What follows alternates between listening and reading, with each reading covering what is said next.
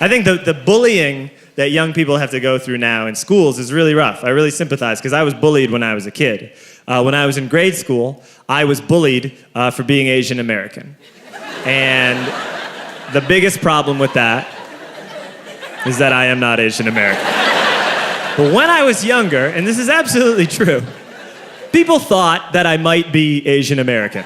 I have pretty thin eyes. I had very thin eyes when I was a little kid, and I had straight black hair that I wore in a bowl cut.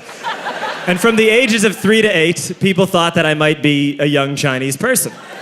On the first day that he met me, the guy that is now my best friend, he met me the first day of kindergarten. He went home that night and said, "Papa, today I met a boy with no eyes." And that was me.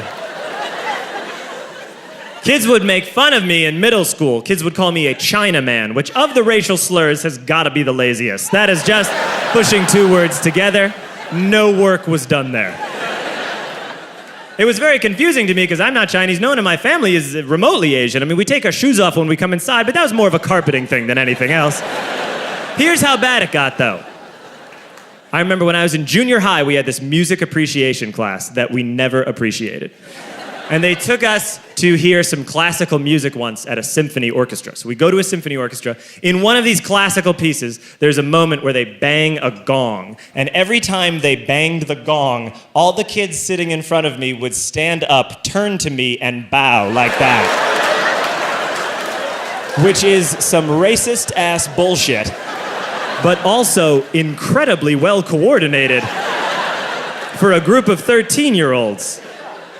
13-year-olds are the meanest people in the world. They terrify me to this day. If I'm on the street on like a Friday at 3 p.m. and I see a group of 8th graders on one side of the street, I will cross to the other side of the street because 8th graders will make fun of you, but in an accurate way. They will get to the thing that you don't like about you. They don't even need to look at you for long. They'll just be like, ha, ha, ha, ha, ha, ha, ha, ha, ha, ha. Hey, look at that high-waisted man. He got feminine hips. And I'm like, no, that's the thing I'm sensitive about.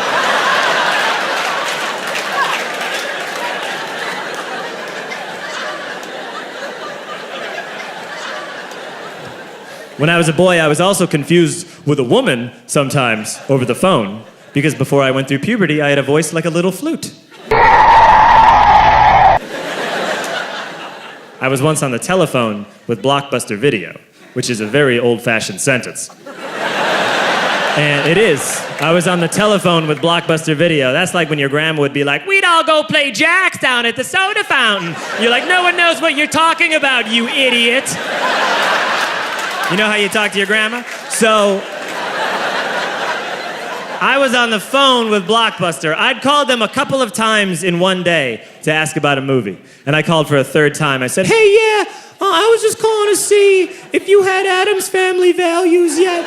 And the guy at Blockbuster went, "Hey, lady, I'll tell you when we get Addams Family Values." But look, I wasn't offended as a boy being confused with a lady. I was offended as a lady who was getting pushed around by this chauvinist asshole that works at Blockbuster Video, talking to me like I'm some floozy. I am a proud Asian American woman, and you will treat me with respect.